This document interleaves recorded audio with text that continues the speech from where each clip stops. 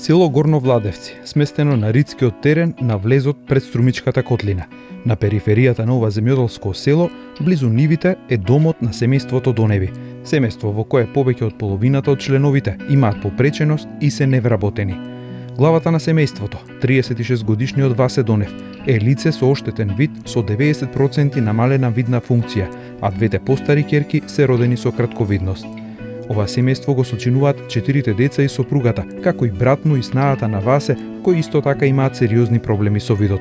Токму како семејство со посебни потреби, беа избрани за едни од 30 семејства кои добија најсовремени пластеници со комплет потребните репроматеријали и системи за наводнување капка по капка, за да си произведуваат зеленчук за сопствени потреби.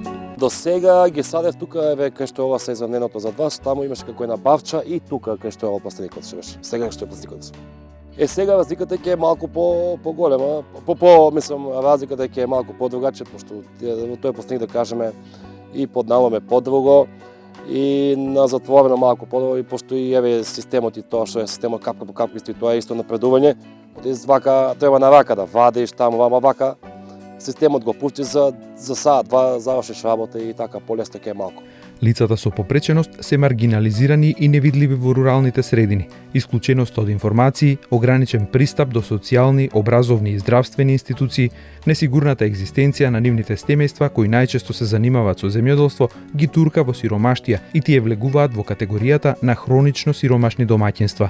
Семејството Доневи се дел од документарниот филм за лица со попреченост во Република Северна Македонија, кој беше подготвен и емитуван во 2019 година од страна на шведската национална телевизија Радио Хјалпен.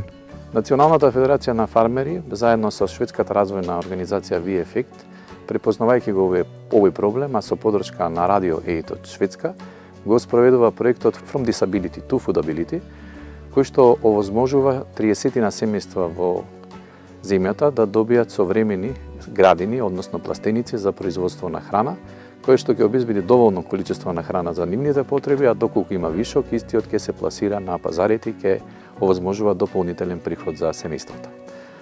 Освен овој дел од проектот, околу 250 лица во рамките на проектот, во соработка со Институтот за специјална едукација и рехабилитација при Филозофскиот факултет во Скопје, веќе имаат можност да добијат голем дел на обуки во делот на остварување на нивните права, во делот на грижата за лицата со посебни потреби, како и во делот на самозастапување.